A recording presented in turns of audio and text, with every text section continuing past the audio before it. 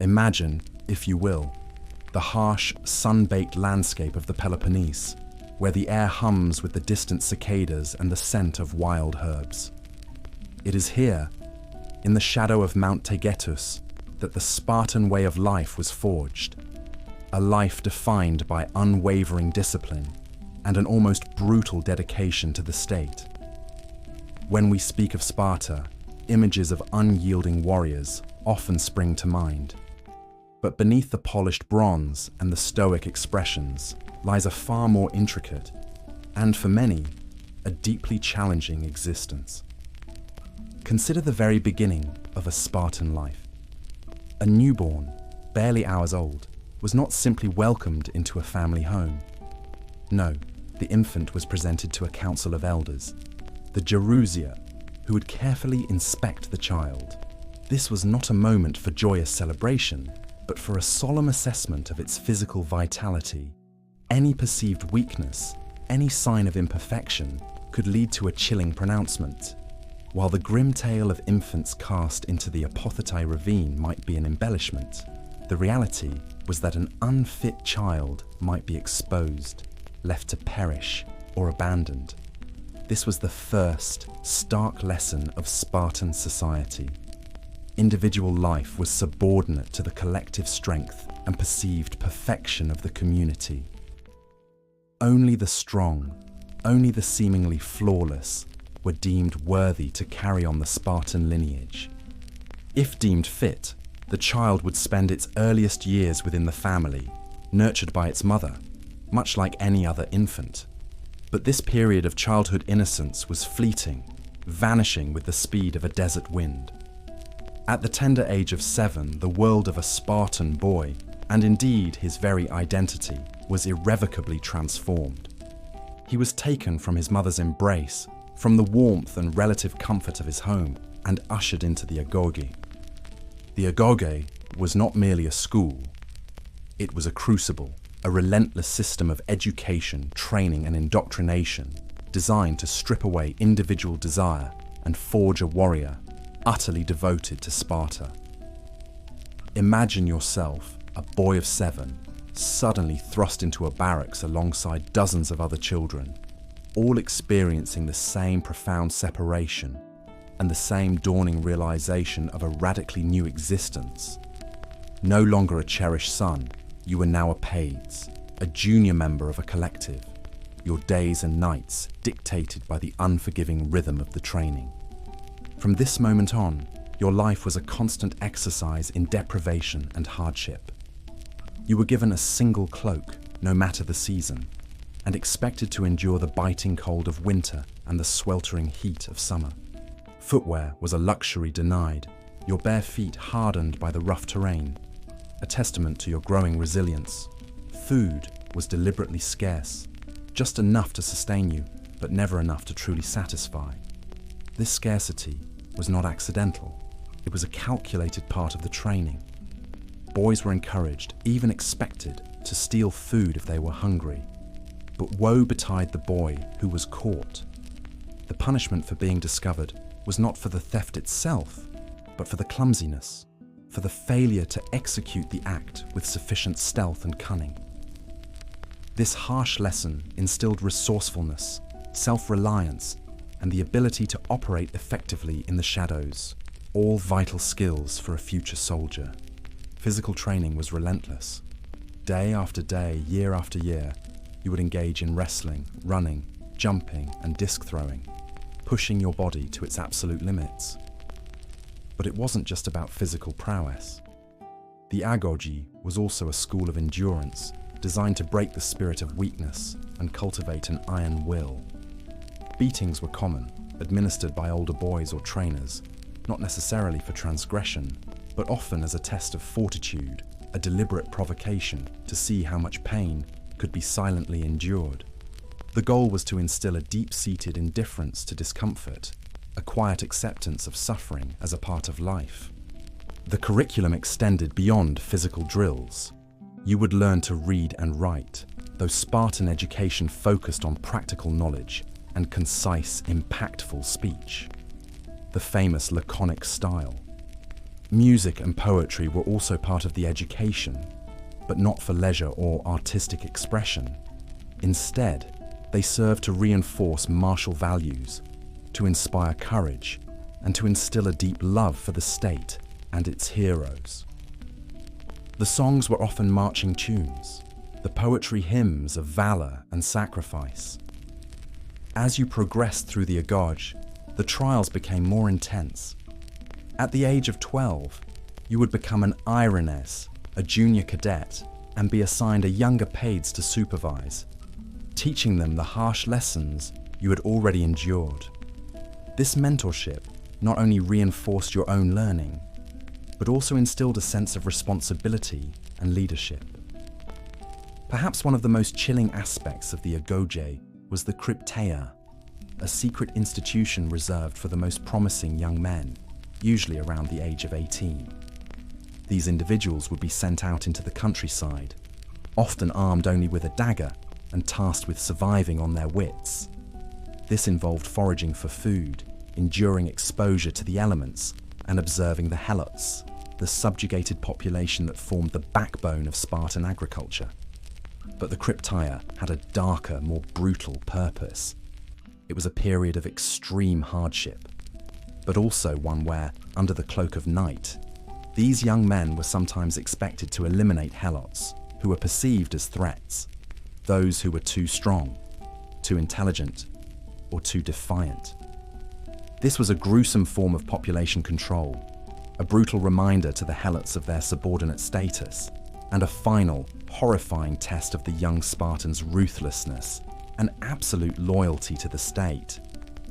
It solidified their commitment to the Spartan system, however grim, and prepared them for the brutal realities of war and control. Life in the barracks continued until the age of 20, when the Agoge was finally completed. But even then, the Spartan's integration into full citizenship was not automatic. He had to be accepted into a syssitia, a common mess hall or dining club, where he would share meals and camaraderie with a group of 30 or so fellow warriors. Acceptance required a unanimous vote by the existing members. A single black bean dropped into the voting urn by one member was enough to deny entry. Without membership in a syssitia, a man, even one who had endured the Agoj, could not achieve full citizenship and would remain a hypermyones, a lesser. Even as an adult citizen, the Spartan man's life revolved around military service. He would live in the barracks until the age of 30, even if married, only visiting his wife discreetly in the dead of night. His days were spent training, drilling, and engaging in exercises designed to maintain peak physical and mental readiness. Family life, as we understand it, was secondary, subservient to the demands of the state. Children were raised by the mothers until 7, and then absorbed into the rigorous system. The emotional bonds of family were deliberately weakened, replaced by the unbreakable bond of brotherhood among warriors, a bond forged in shared suffering and absolute loyalty. This relentless focus on militarism meant that civilian life, the pursuit of arts, philosophy, or trade, was largely absent. Spartan citizens were forbidden from engaging in manual labor or commerce. These tasks were relegated to the helots or the perioikoi, the free but non-citizen inhabitants of the surrounding areas. The Spartan man's sole purpose, his very reason for existence, was to be a soldier, a guardian of the state. So, while the image of the stoic, invincible Spartan warrior inspires awe, the reality of their daily lives was one of immense hardship, constant struggle, and a profound suppression of individual liberty and personal comfort. From the moment of birth to the twilight years, every aspect of a Spartan man's existence was meticulously controlled, designed to produce not an individual, but a cog in the formidable, unwavering machine of the Spartan military state. It was a life of purpose, yes, but a purpose bought at an extraordinary cost.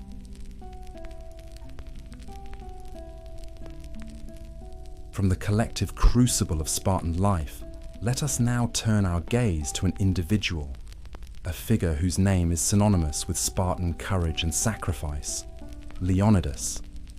The image etched into our collective consciousness, largely shaped by modern retellings, is one of a defiant king, a singular figure of immense physical prowess, facing down an overwhelming enemy with unshakable resolve. Yet, the historical Leonidas, the man who stood at the pass of Thermopylae, was a far more complex figure than the simplified legend suggests. His was a life inextricably bound to the very system we have just explored, a man burdened by duty, navigating the intricate web of Spartan politics, and ultimately facing a destiny he knew was inescapable. Leonidas was not the eldest son of his father, King Anaxandridas II. According to Spartan custom, the kingship typically passed to the firstborn. However, Leonidas's two elder half-brothers, Cleomenes I and Dorius, had both met untimely ends. Cleomenes, the reigning king, had died under mysterious circumstances, with some ancient sources suggesting madness or suicide, though the details remain unclear. Dorius, a restless and ambitious man, had led an ill-fated colonization attempt in Sicily and perished there.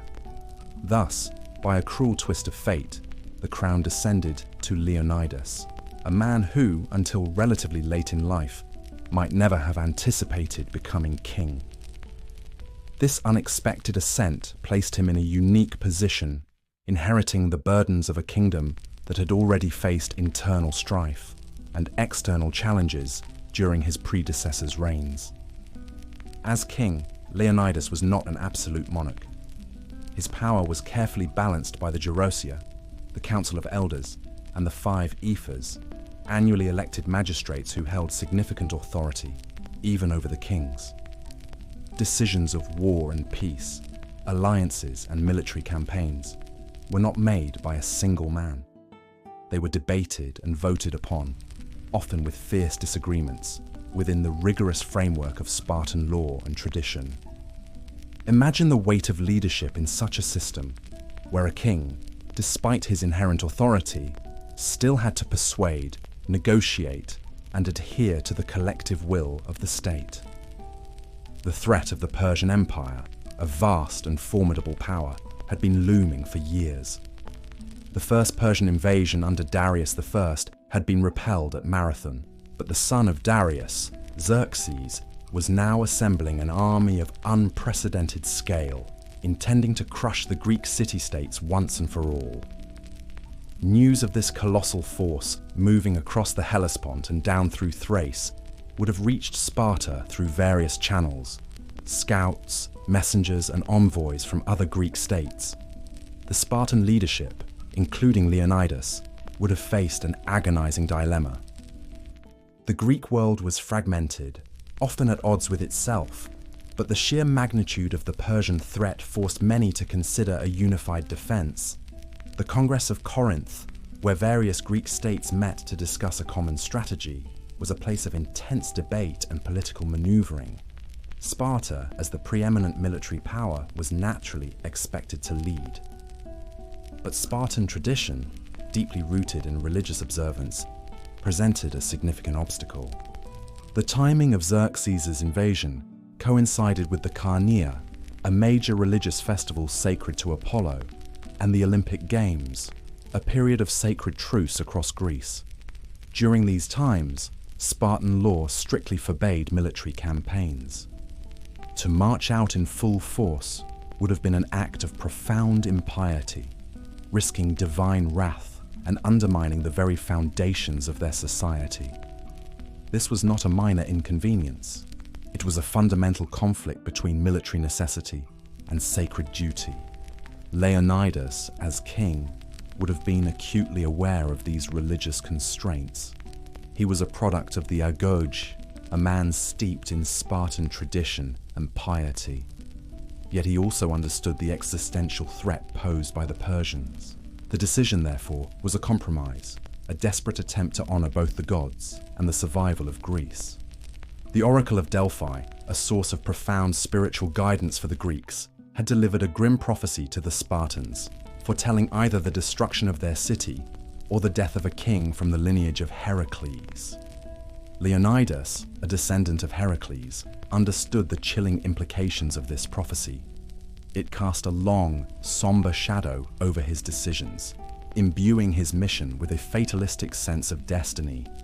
Thus, when Leonidas marched north to meet the Persians at Thermopylae, he did not lead the full might of the Spartan army.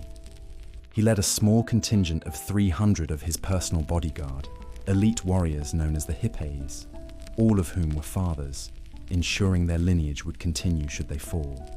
This small force was supplemented by several thousand allied Greek soldiers, making the total Greek force significantly larger than the legendary 300, though still vastly outnumbered by the Persian horde.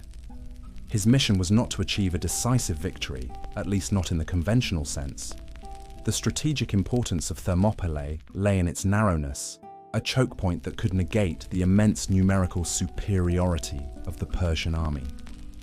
The plan was to hold the pass, to delay the Persian advance for as long as possible, allowing the rest of the Greek forces to mobilize and prepare a stronger defense further south. It was a delaying action, a desperate sacrifice, undertaken with the full knowledge that survival was unlikely.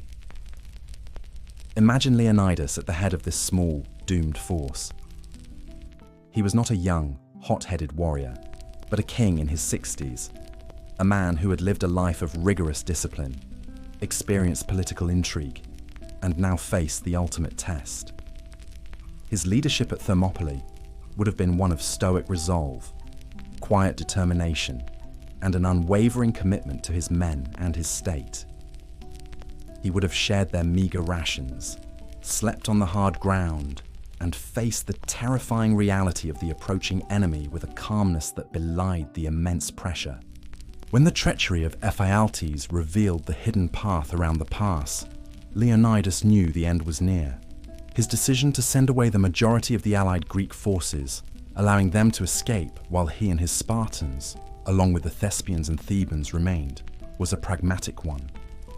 He understood that their sacrifice would be more impactful if it secured the survival of others. It was a final, calculated act of self-immolation for the greater good of Greece. The final stand at Thermopylae was indeed a brutal, desperate affair. Wave after wave of Persian soldiers, including the elite immortals, were hurled against the Spartan line. The narrow pass became a killing ground, thick with dust and the cries of battle. Leonidas, fighting at the front, would have seen his men fall, one by one, their disciplined formations eventually overwhelmed by sheer numbers. His own death, battling amidst the carnage, was not a dramatic, cinematic moment, but the grim reality of a warrior fulfilling his ultimate duty. The real Leonidas was a man of his time, a product of a unique and demanding society. He was a king who inherited a difficult throne, a leader who navigated complex political and religious obligations, and ultimately, a soldier who faced an impossible situation with unflinching resolve. His legend, though embellished, is rooted in the very essence of Spartan ideals: duty, discipline, and an unyielding commitment to the state, even unto death. He was not a cartoon hero, but a burdened king, fully aware of his fate, who chose to embrace it for the survival of his people and the ideals they represented. His actions at Thermopylae bought precious time, galvanized the Greek city-states, and ultimately contributed to the Persian defeat, cementing his place in history not just as a warrior, but as a symbol of defiance against overwhelming odds.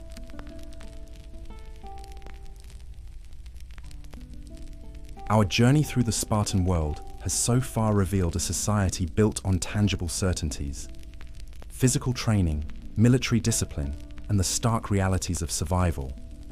Yet, even in such a pragmatic and disciplined society, the unseen forces of the divine held immense sway. Decisions of profound importance, matters of war and peace, of life and death, were often shaped not by strategic calculations alone, but by the enigmatic pronouncements of the gods, conveyed through their earthly intermediaries. And nowhere was this connection to the divine more profound and more influential for the Greek world, including Sparta, than at the sanctuary of Delphi, home of the legendary oracle. Imagine yourself making the arduous journey to Delphi, nestled high on the slopes of Mount Parnassus. The air is thin and crisp, carrying the scent of pine and wild thyme. As you approach the sanctuary, you would see the magnificent temple of Apollo, gleaming marble against the backdrop of the rugged mountains. This was not merely a building, it was considered the very omphalos, the navel of the world, a sacred center where the human and the divine met. At the heart of this sanctuary resided the Pythia, the priestess of Apollo, through whom the god himself was believed to speak. The process of consulting the oracle was steeped in ancient ritual and mystery. Petitioners, including envoys from city-states like Sparta, would approach the temple. They would first offer sacrifices, purify themselves, and then present their questions, often inscribed on lead tablets, to the priests who managed the sanctuary. The Pythia herself would then enter the Aditon, the inner sanctum of the temple, a place shrouded in secrecy. Ancient accounts suggest that she would sit on a tripod over a chasm or fissure in the earth from which intoxicating vapors were believed to emanate. Some theories suggest these vapors might have been natural gases, like ethylene, inducing a trance-like state. Others propose a more psychological or performative aspect to her prophetic abilities. Regardless of the precise mechanism, the Pythia would enter a state of ecstatic delirium, uttering cryptic phrases, groans, or fragmented words. These utterances were then interpreted by the accompanying priests, who would translate the divine message into hexameter verse, the traditional form of epic poetry, and convey it to the petitioners. For Sparta, the Oracle of Delphi was an indispensable source of guidance, particularly in matters of foreign policy and military campaigns. Before embarking on any major undertaking, be it founding a new colony, engaging in war, or even amending their laws, the Spartans would send envoys to consult the Pythia. Her pronouncements were rarely direct or unambiguous. Instead, they were often riddles, prophecies open to multiple interpretations, forcing the Spartans to engage in careful contemplation and debate. This ambiguity, paradoxically, enhanced the oracle's authority, as failures could be attributed to misinterpretations rather than divine error. Consider the foundation of Sparta's unique political system, the Great Rhetra, attributed to the legendary lawgiver Lycurgus. According to tradition, Lycurgus himself consulted the Delphic oracle, and it was her pronouncements that sanctioned and legitimized the radical reforms that shaped Spartan society. The oracle's blessing lent divine authority to the harsh agoge, the communal living, and the strict military focus, reinforcing the belief that the Spartan way of life was not merely human invention, but divinely ordained.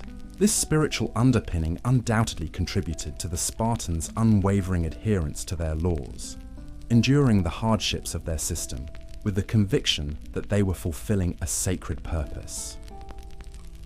The relationship between Sparta and Delphi was not always one of smooth cooperation. There were times when the oracle's pronouncements seemed to favor other city-states, or when Spartan actions were met with divine disapproval. Yet the Spartans almost invariably respected the oracle's authority, even when its messages were grim. Take, for instance, the chilling prophecy Leonidas received before Thermopylae. The oracle had declared, "Hear your fate, you dwellers in Sparta of the wide spaces. Either your famed great city must be sacked by the sons of Perseus, or else, in mourning for a king of the race of Heracles, the land of Lacedaemon shall groan." This was a dire warning, presenting a stark choice: the destruction of their beloved city, or the death of one of their kings. For a people as deeply religious as the Spartans, this prophecy would have resonated with profound weight. Leonidas, a direct descendant of Heracles, would have understood implicitly that his sacrifice was a fulfillment of this divine decree, a way to avert the greater catastrophe for his homeland. His march to Thermopylae was thus not merely a military maneuver, but a sacred act, a direct response to a divinely revealed fate. The oracle's influence extended beyond the battlefield. Even in times of peace, the Spartans would consult Delphi on matters of internal order, agricultural prosperity, and even the legitimacy of their kings. It served as a powerful stabilizing force, its pronouncements offering a common, albeit mysterious, point of reference for a society that valued tradition and divine sanction above all else. However, it is important to remember that the oracle was not a passive conduit. The priests who managed the sanctuary were astute observers of Greek politics and social dynamics. They received envoys from across the Hellenic world, gathering intelligence and understanding the prevailing anxieties and desires of the various city-states. While genuinely believing in the divine inspiration of the Pythia, it is plausible that the priests, through their interpretations, subtly steered the prophecies in directions that might promote peace, prevent destructive conflicts, or align with broader Greek interests, particularly against external threats like the Persians. The Delphic oracle, therefore, represents a fascinating intersection of faith, politics, and human psychology in the ancient world. For the Spartans, it was not merely a source of spiritual comfort, but an integral part of their decision-making process, shaping their laws, influencing their military campaigns, and ultimately playing a pivotal role in the very fate of their formidable, unyielding state. It was a constant reminder that even the most disciplined and militarily focused society believed itself to be operating under the watchful, albeit often enigmatic, eye of the gods.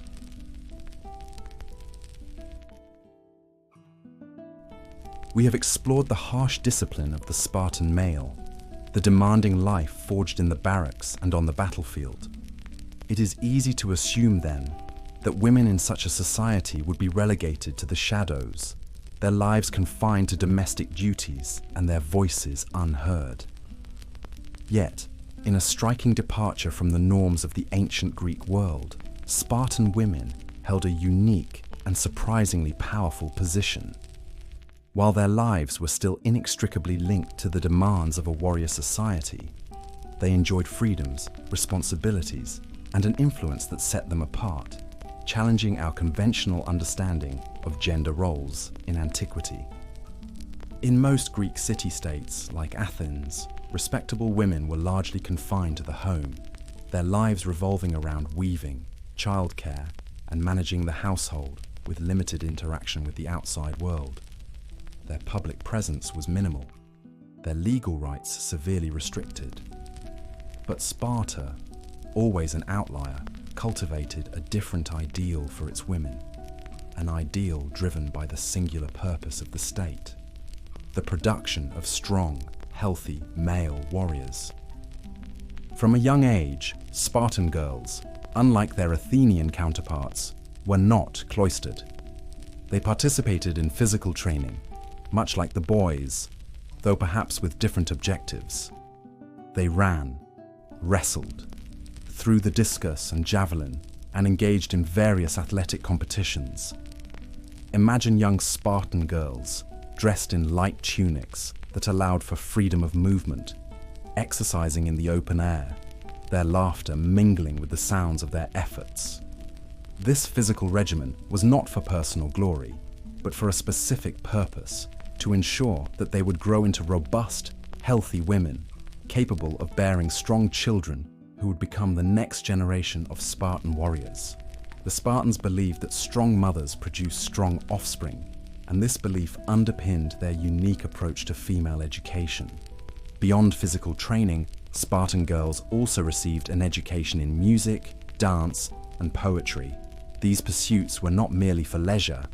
They served to instill cultural values, reinforce civic duty, and prepare them for their roles within the community. They learned to sing choruses for religious festivals, and to participate in public rituals, giving them a visible presence in society that was uncommon elsewhere. One of the most remarkable aspects of Spartan women's lives was their ownership of land. Due to the constant warfare and the high mortality rate among Spartan men, land, which was the basis of wealth and status in ancient Greece, frequently passed into the hands of women through inheritance. By the late 3rd century BCE, it is estimated that women owned between 1/3 and 2/5 of all Spartan land. This economic independence gave them significant leverage and influence within their households, and by extension, within Spartan society. They managed their estates, oversaw the helots who worked the land, and made crucial economic decisions. This direct control over resources gave them a level of autonomy and authority that was virtually unprecedented for women in the ancient world. Marriage in Sparta also differed from other Greek states.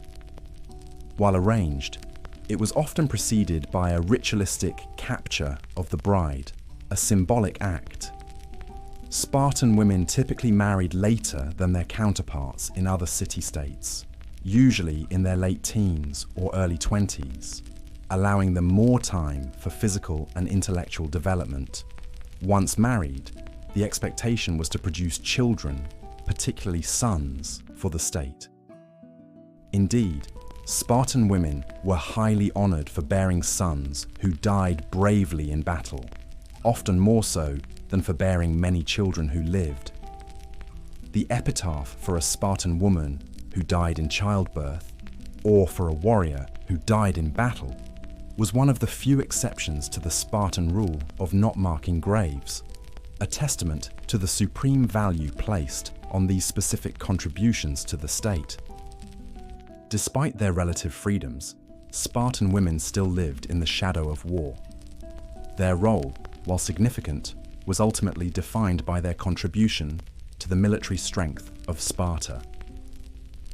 They were the mothers, sisters, and wives of warriors, constantly aware of the dangers their men faced. The famous Spartan mother's farewell to her son, "Come back with your shield, or on it," encapsulates this stark reality. It was a stoic acceptance of sacrifice, a deep understanding of the unwavering expectation for their men to fight to the death rather than surrender.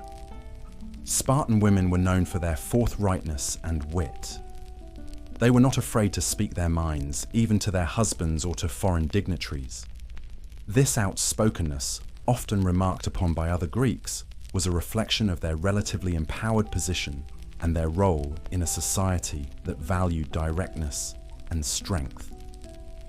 While they did not participate in politics in the formal sense, their influence was undeniable. They managed family wealth, raised the future warriors, and maintained the Spartan household in the absence of their often absent husbands. Their very existence was a testament to Sparta's unique social engineering, where every aspect of life, including the lives of women, was meticulously designed to serve the collective military might of the state.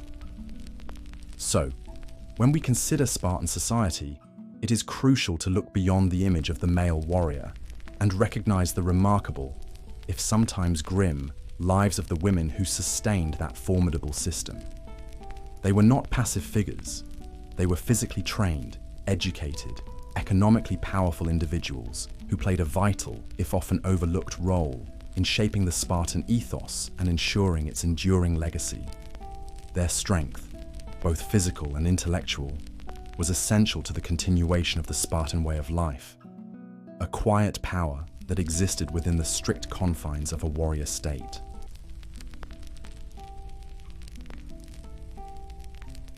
As our journey through the disciplined world of ancient Sparta draws to a close, we can begin to appreciate the intricate tapestry of a society unlike any other. We have delved into the stark realities of the agoge, the relentless training that forged boys into unyielding warriors, highlighting the profound sacrifices demanded by the state. We have examined the historical Leonidas, a king burdened by prophecy and duty, whose stoic resolve at Thermopylae transcended mere military action to become a symbol of ultimate devotion. We have considered the pervasive influence of the Delphic oracle, a mysterious voice that guided Spartan fate and imbued their decisions with divine sanction. And finally, we have seen the surprising strength and autonomy of Spartan women, whose unique position belied the rigid gender norms of the ancient world, demonstrating their vital, if often silent, contribution to the warrior state. The Spartan way of life, with its brutal discipline, its unwavering focus on military might, and its profound communal spirit, offers a window into a past that is both admirable and unsettling. It was a life of purpose, of collective strength, but also one that demanded immense personal sacrifice and suppressed individual expression. The echoes of their discipline, their courage, and their enduring myths continue to resonate through the centuries, inviting us to reflect on the nature of strength, sacrifice, and the enduring human spirit. As the sounds of ancient Sparta begin to recede, let the gentle stillness of the present moment envelop you. The distant drumbeats of history soften, the echoes of training fade, and the quiet comfort of your surroundings now takes center stage. Allow your mind to release the detailed images, to gently let go of the names and events as your thoughts drift like a soft cloud across the horizon. Feel the quiet calm settle upon you, a sense of peace washing over your awareness. There is nothing left to do, nowhere left to be, but here, in this peaceful space. Let the soothing darkness of the night, or the gentle tranquility of your evening, invite a deeper relaxation. The whispers of ancient lives have receded, leaving only stillness. Drift now, if you wish, into a peaceful slumber, carried by the gentle rhythm of your own breath, knowing that history's grand narratives can always wait until morning.